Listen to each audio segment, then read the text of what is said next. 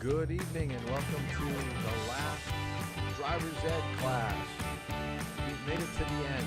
Congratulations. Welcome to tonight's class. So we will wait for people to sign in. Turn this down just a bit.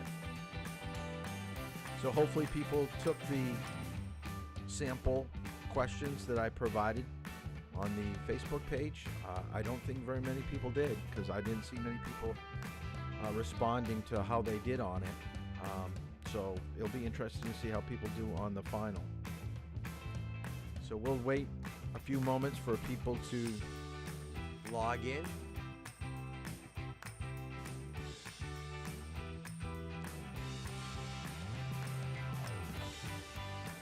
So hopefully we have a full class tonight.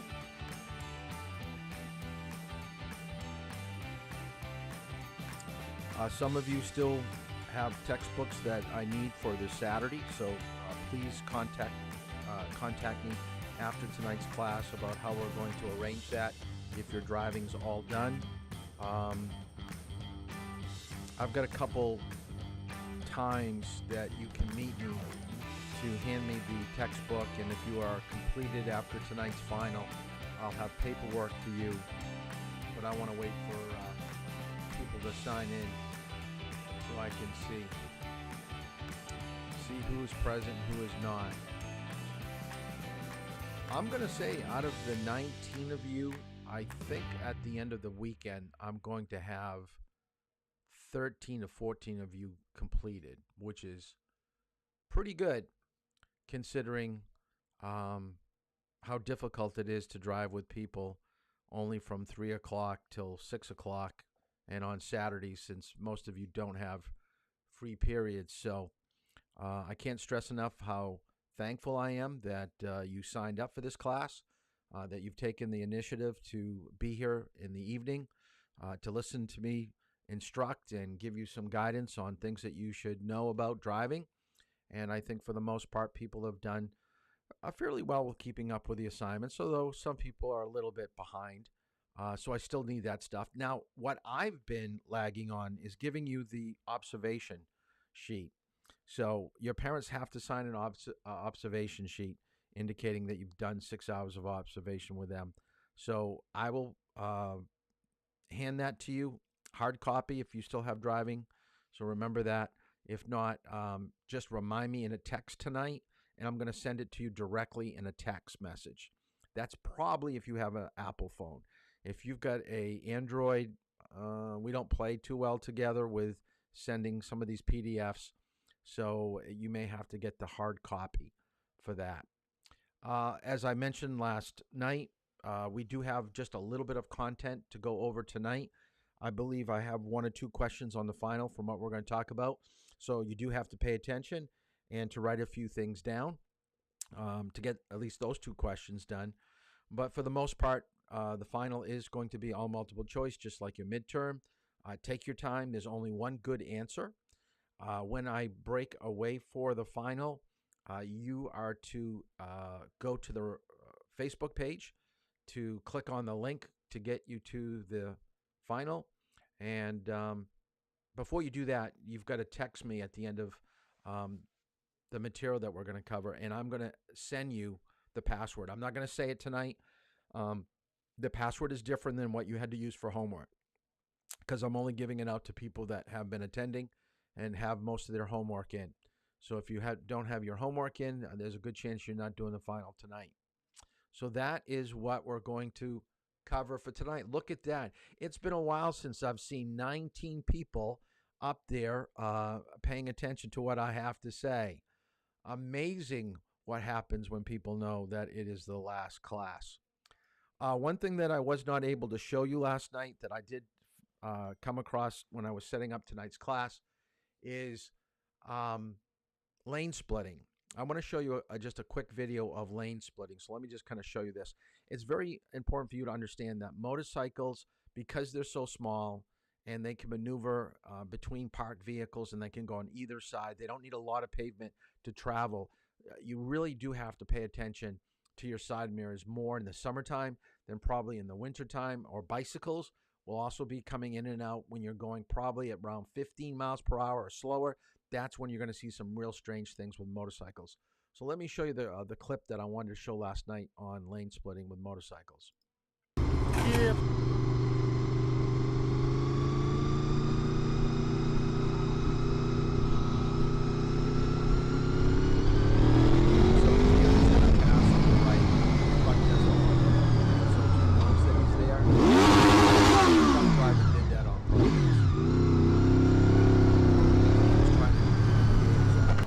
This is where it really gets kind of crazy. Now, most of these clips are from Europe. Notice how he's going in between two lanes of traffic. This is the true definition of lane splitting. Okay, he's lucky that he didn't get run over by that large truck.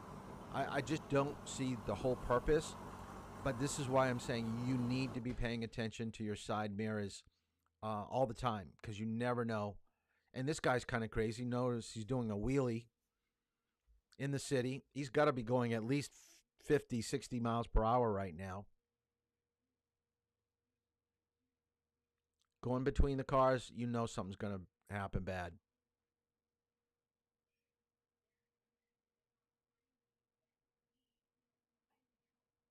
And we have no idea how he made out. Now, this is just a motorcycle.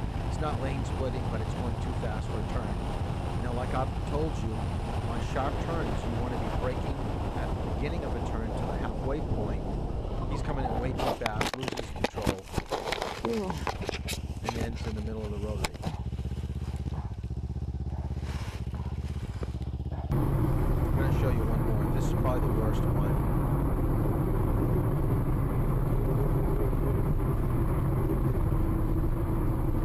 Ёбаный дурак, блядь. Okay, not good. Okay, so that by definition is lane splitting. So pay attention, especially in the summer months in your side mirrors. All right, the last topic that I need to cover, the state wants me to talk about distracted driving. As I said last night, it's one of the leading causes of deaths among young people. It used to be alcohol and speed, but distracted driving has leaped to the front of the pack. And everyone has a cell phone, smartphone, so they're not just talking on it, texting on it. They're doing music on it. They're searching the internet. We're so glued to that little phone that we have. It's almost like we can't live without it. So we're going to talk about different types of forms of distraction. So the definition of distracted driving is the thought of multitasking, and everybody believes that they can do more than one thing at a time. But you've got to think of your attention being a circle, and that circle represents 100%. Once you start slicing, a thin piece of pie out of that circle, you're multitasking. And it's not too bad to have maybe one other thing going on, but when you start getting 3 or 4, then something's going to have to give. So any activity that takes your attention away from driving is considered distracted driving. Now, I told you that I don't usually show videos that are a little bit gruesome. I will tell you, this is a car crash, so if you want to look away, it's going to probably only be 4 minutes long. This was a public service announcement over in Europe about why you should not be texting and driving. And what you're going to see is a car of young girls more concerned about what's coming through on their phone than what is happening while they're driving. Now, once this is over, we're going to kind of break down all the different things that happen in this little clip and how it relates to everything that we've talked about in driver's ed. All right? So I'm going to show this to you. If you want to look away for a moment, if you don't like blood, you can do that too. Hi, Jay. My mate Jules fancies you. Cass. It's not even funny now. Let me just get his number.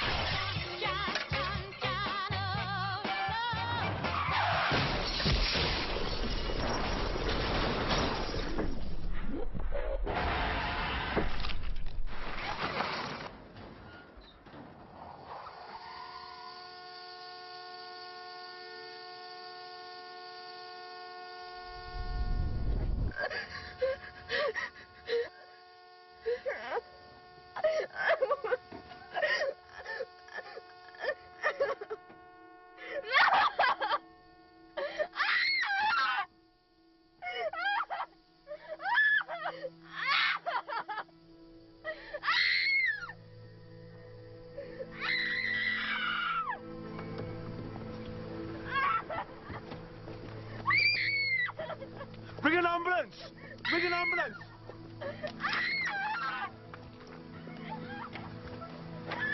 Stay still! I can't open the door. I've rung an ambulance.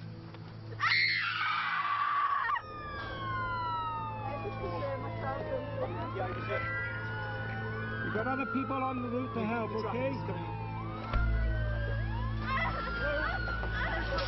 Please, come straight to me for a second.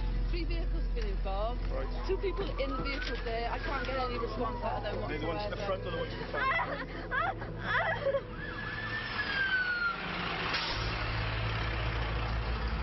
Mommy, Daddy, wake up!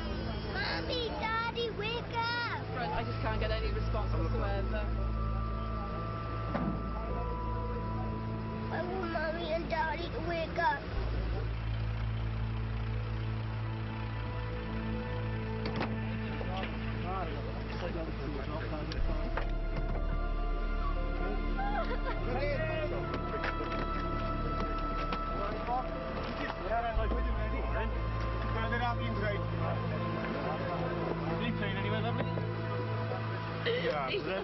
Any pain in your neck at all? You're nice and still for me. Alright? Keep looking at me. Alright? Cassie? Cassie, can you hear me?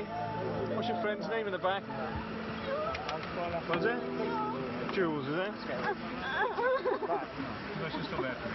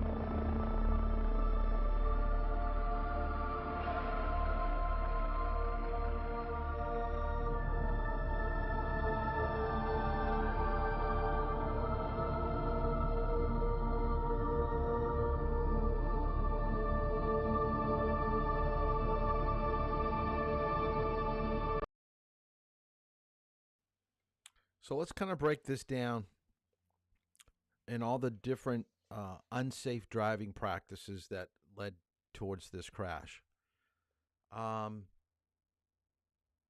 If this was a new driver in New Hampshire, remember you're limited to only one non-relative in the vehicle. So there was 2 passengers. The passenger in the back was leaning forward, so that passenger probably wasn't in a seatbelt. So we've got one too many people in the car. We got one person that probably isn't belted. And we don't know about what speed that they're going, but they certainly weren't paying attention to where they were going. They were only concerned about the phone.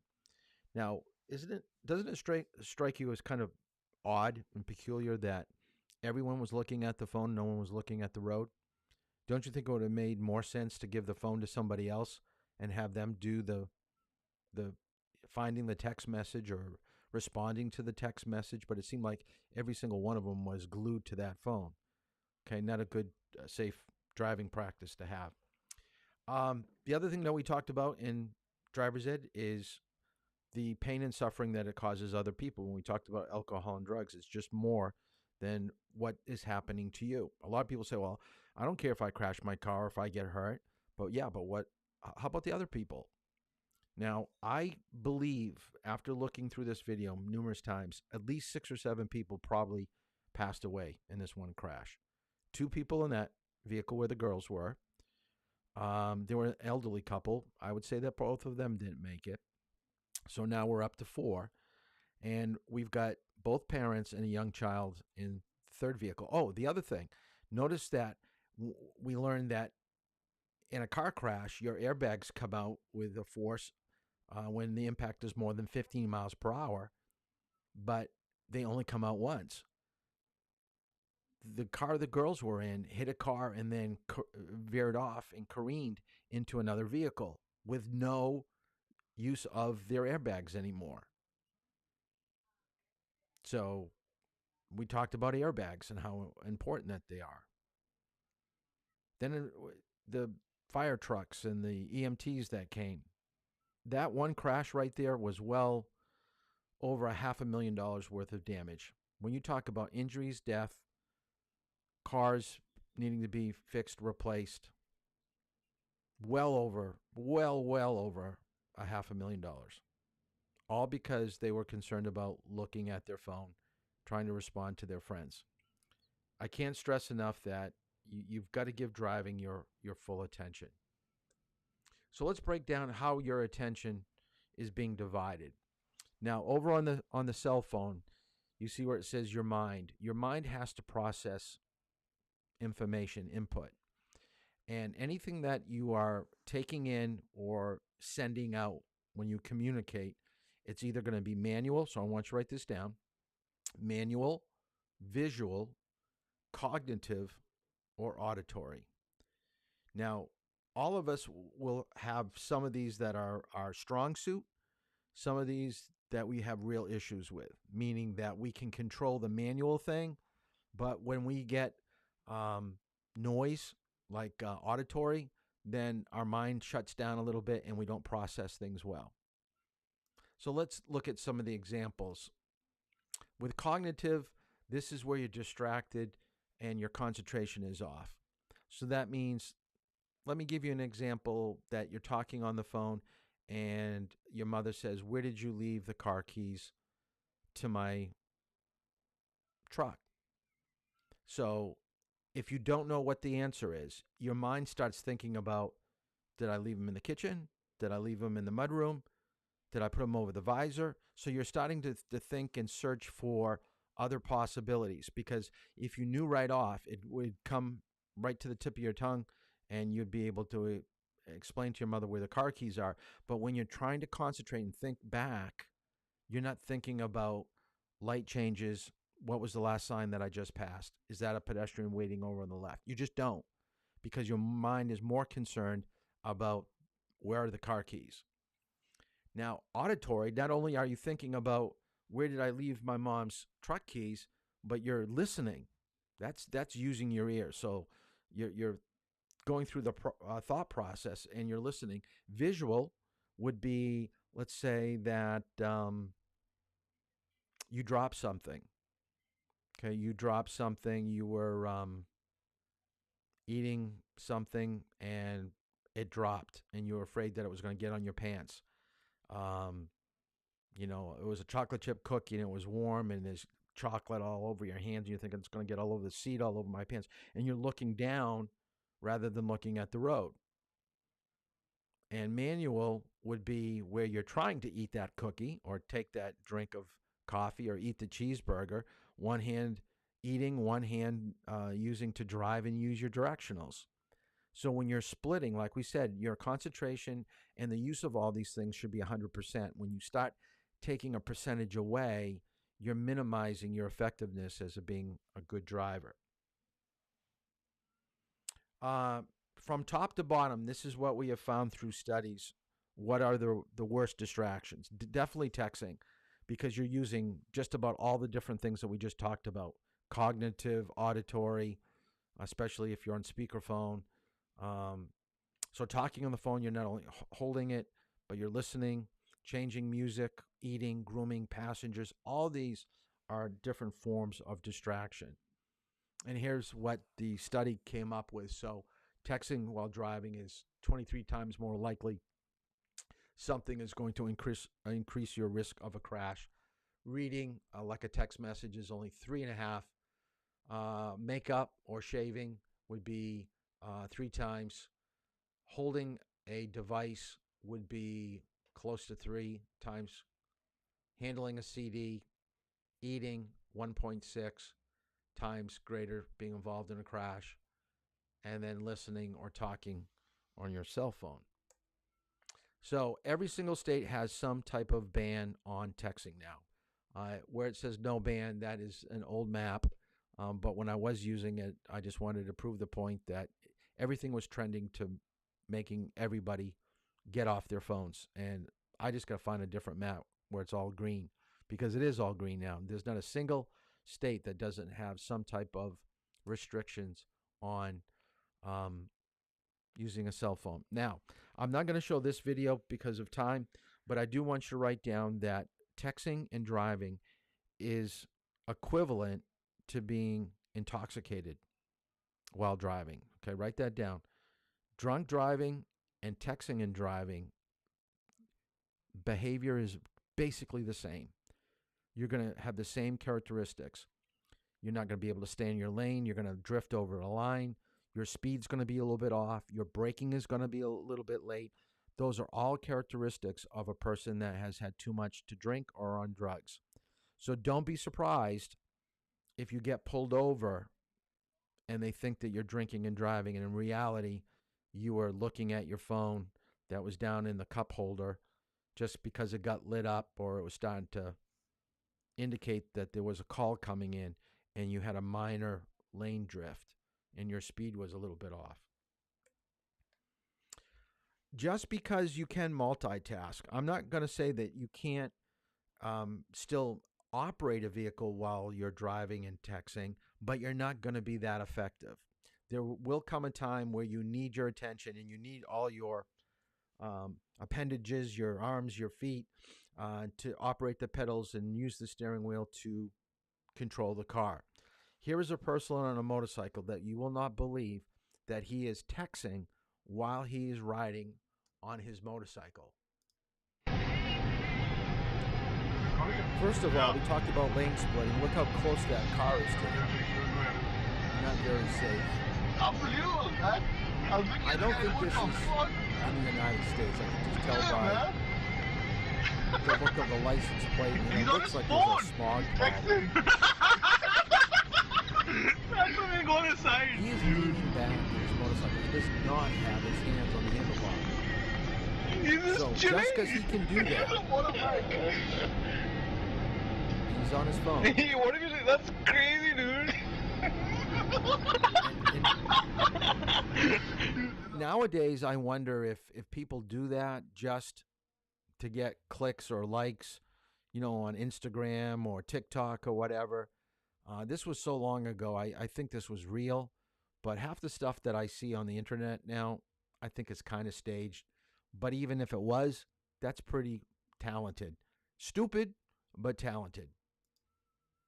So what I want you to write down for you to remember, two things here. The first two bullets. Number one killer for teens in America is now distracted driving.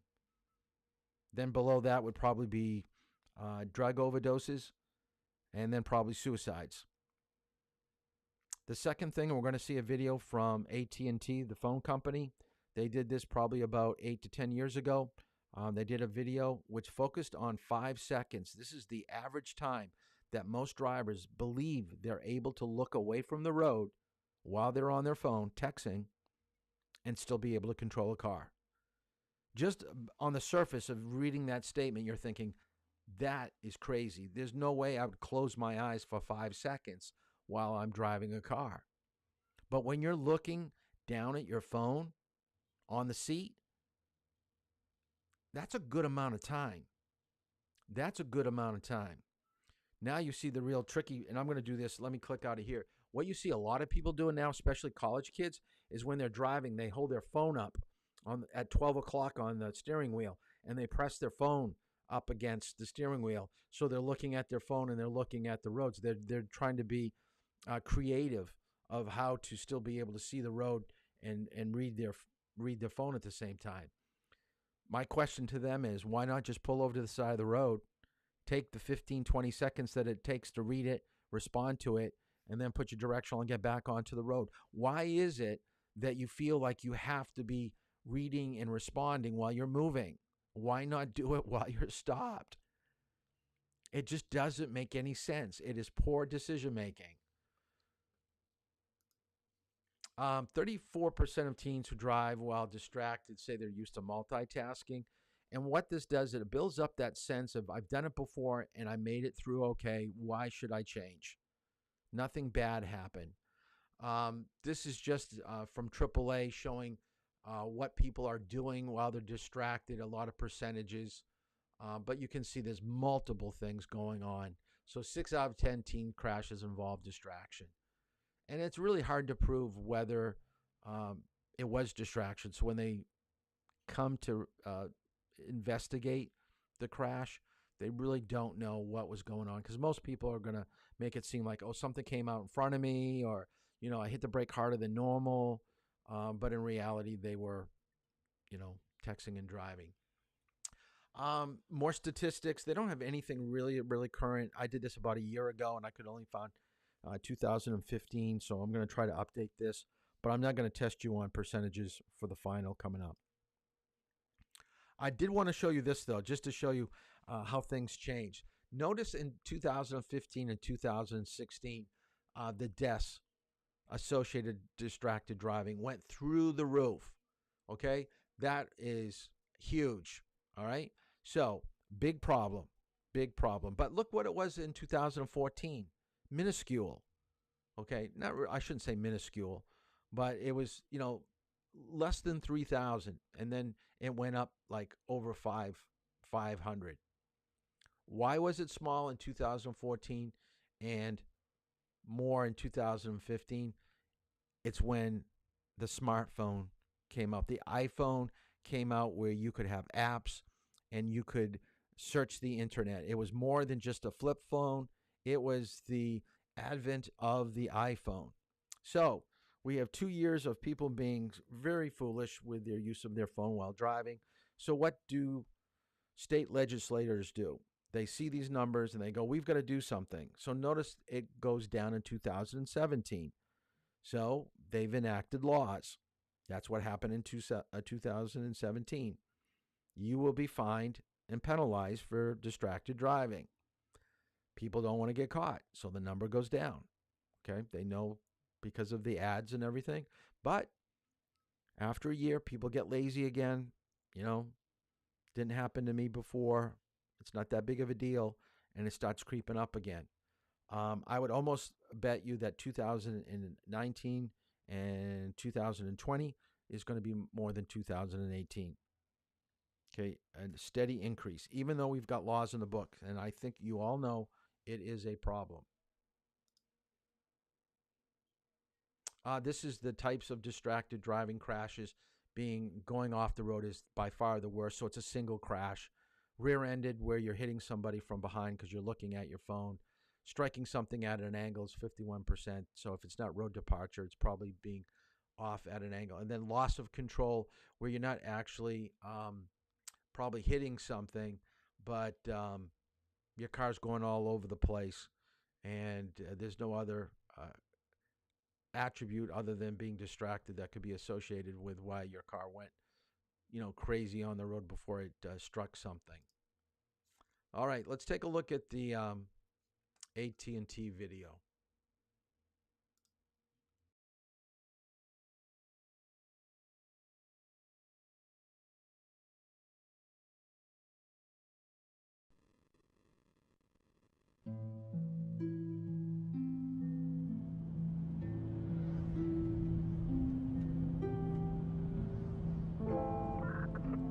My name's Grant Hendricks. I'm a trooper with the Missouri State Highway Patrol.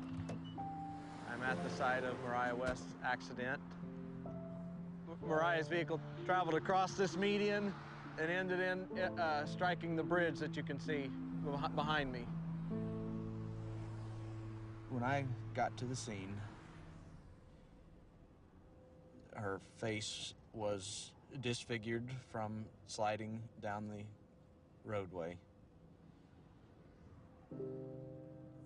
It's funny, the first thing I noticed about her was her shoes.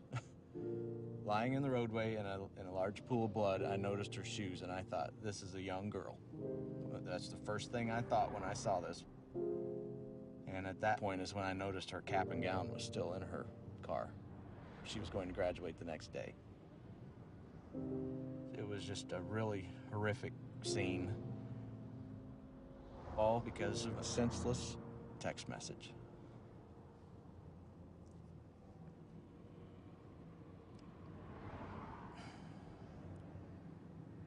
It's just sad. Sorry, it's just sad.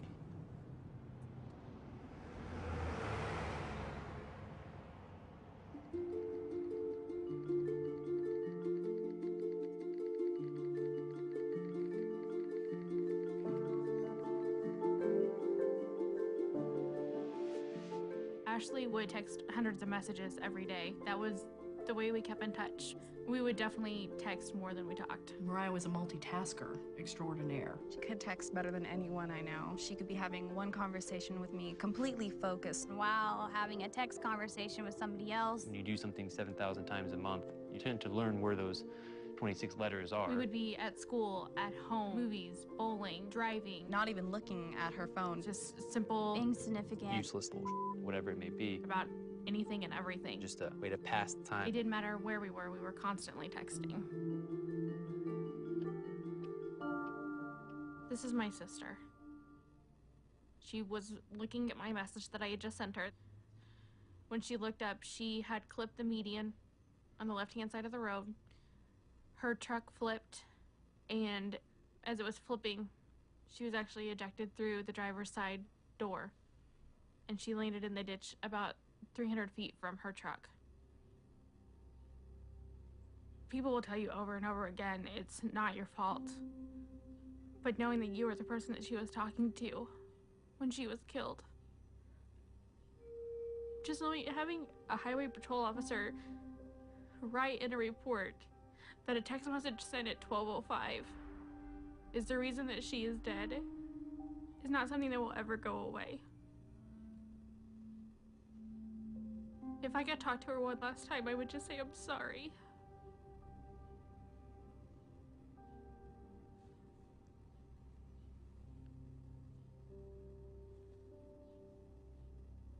This is her cell phone that she used in the accident. 4 little letters. That's what killed her.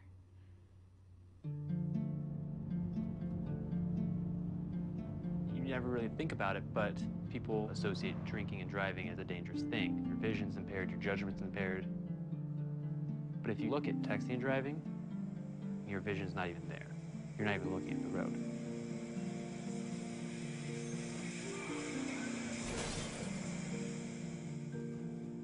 If someone were to ask me to drive down the road and close your eyes for 5 seconds or 6 seconds, I would never even attempt that.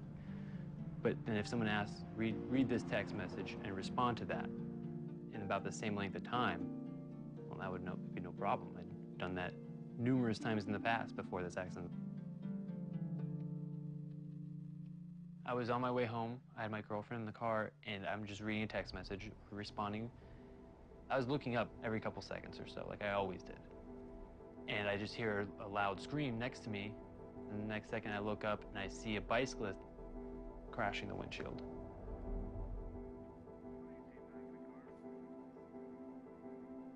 When I got out of the car, he didn't have a pulse, he wasn't breathing.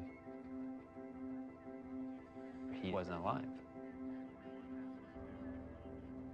There are no words to describe the level of grief, the level of depression and self-hatred I was going through. My first year of college, I just remember one girl recognizing me and saying, oh, I remember hearing about you.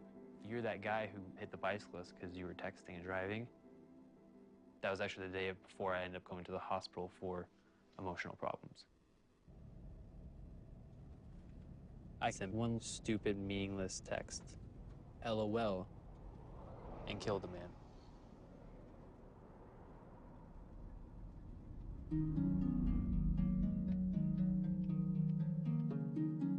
People don't realize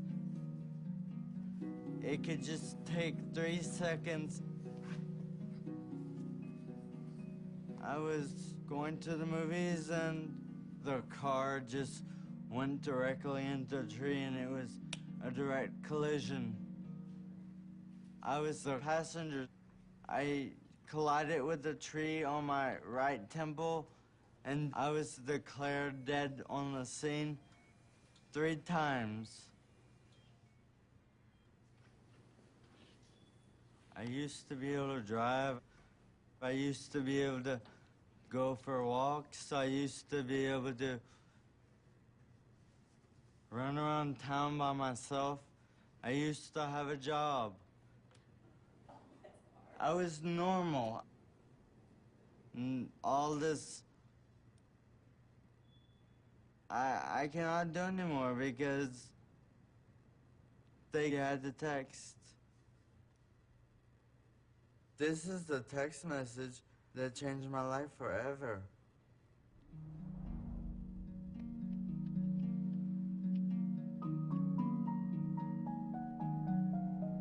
The day before her graduation, my daughter drove to go meet a boy, and she never made it. Today, she would have been 19 years old, exactly.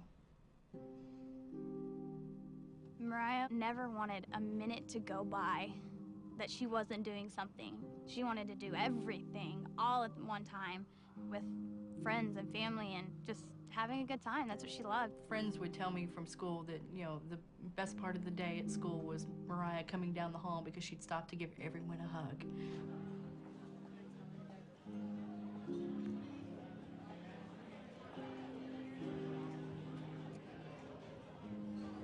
Okay, guys, in honor of Mariah. Happy birthday to you. Happy birthday to you. Happy birthday, dear Mariah. She met a guy who played baseball, and one evening she just spontaneously got in her car and said, "Hey, I'm gonna come watch his game." He was texting her to tell her directions of where she needed to go. And I guess she just looked away for too long. Where are you at, you know? Like that was it. One of her friends had no idea that she had been in an accident, so he kept texting. We ended up having to send him a text back to say, please stop. She's in critical condition in the hospital, and we don't know if she'll even make it. She always worked her magic, you know, and still to this day, without her being here, she's so much still a part of our lives every day. She was our sunshine. She really was.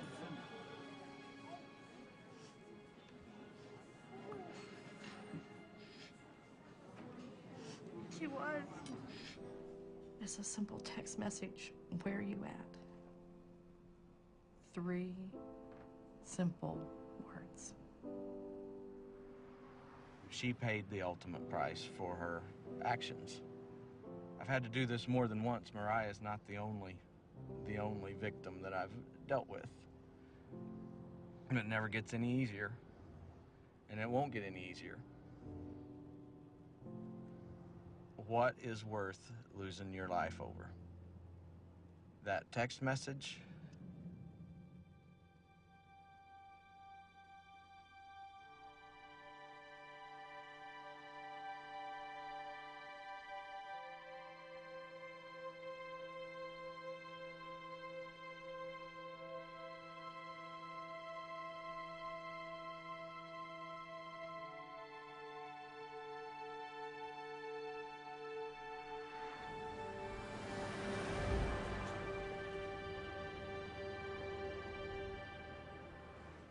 I know, pretty devastating to watch something like that.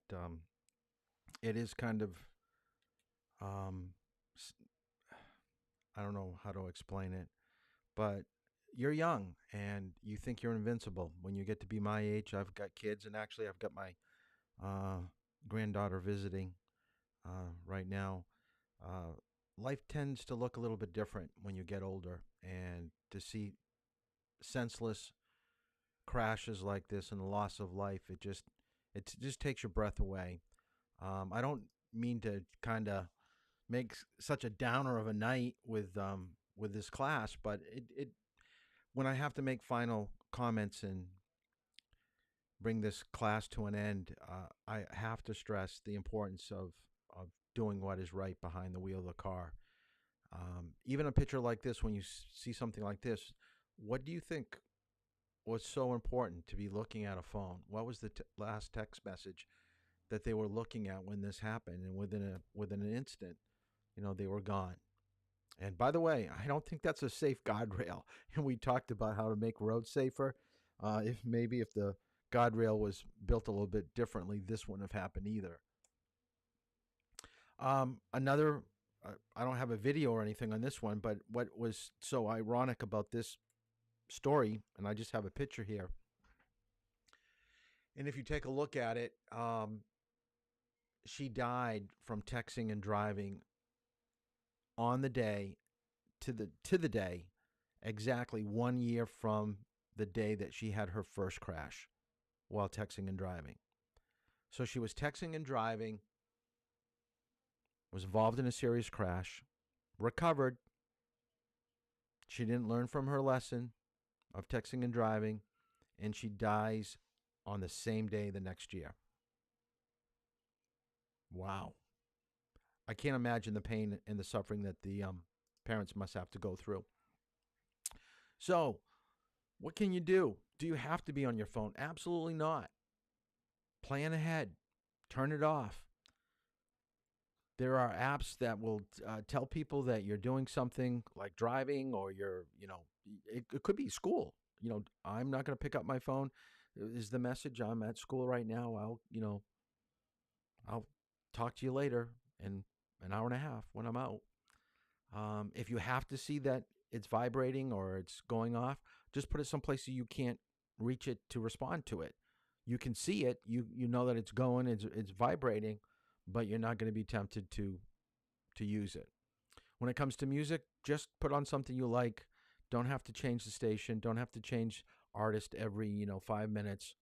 Just kind of go with the flow.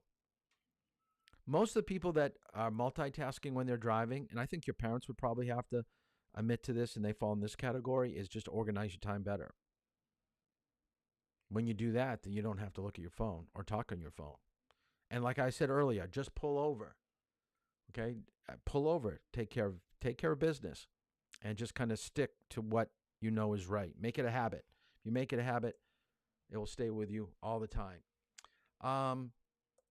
I just want to show you what is happening. There are police officers that are watching from tractor trailers to see who's on cell phones on the highway. So you are being watched. And yes, they do pull people over in New Hampshire. Not as much as I would like, but it does happen. And I just want to show you what the fine schedule is. So this is the last thing I'm going to show you. The first offense is a $100 fine. Second offense is $250. Third offense within a 2-year period is $500. And the last, if you take a look at those dots, which we call bullets, the last dot, teen drivers under the age of 18 will not be allowed to use any electronic device except to report an emergency. That is you. That's the only thing that you can do. Everything above that is for adults. And we've had this almost going on to, it will be 6 years in July. Okay, and like I told you, see, the statistics had started to go through the roof in 2015 and 16. We were ahead of the game, changing the laws. So that's distracted driving. Okay, so what we're going to do now, I will be at the high school tomorrow at 3 o'clock, Saturday at 11:30, so write this down, Friday at 3, Saturday 11:30, and Monday at 3. On Friday at 3 and Monday at 3, I will be on co-drive. I will not be in my normal parking space because that's where parents are, but I'll be on co-drive. So if you want to pick up your certificate, if you're at the school, just run over to me and I'll have it for you. If you still owe me the textbook, have that. Go to the Facebook page later and download the observation. I'll have that on later tonight. Download that, sign it, take a picture of it, and send it back to me. I need that in order for you to get your green certificate. That is it for driver's ed. That's going to give you, since we really do have class till 9:30 normally, when you do your homework and stuff like that, you've got plenty of time to do your test. You're going to have to text me, and I will text you what the password is. Go to the Facebook page, and you will find the link to the final. So that is it. If you have any other questions, you can contact me by texting me on my phone. So I'm going to bounce out of this eCam Live that I use for my classes. So that's it. Okay, thanks for tuning in. Good luck on the final. Take your time and try to do it on your own. All right, no cheating. Have a good night. Do well.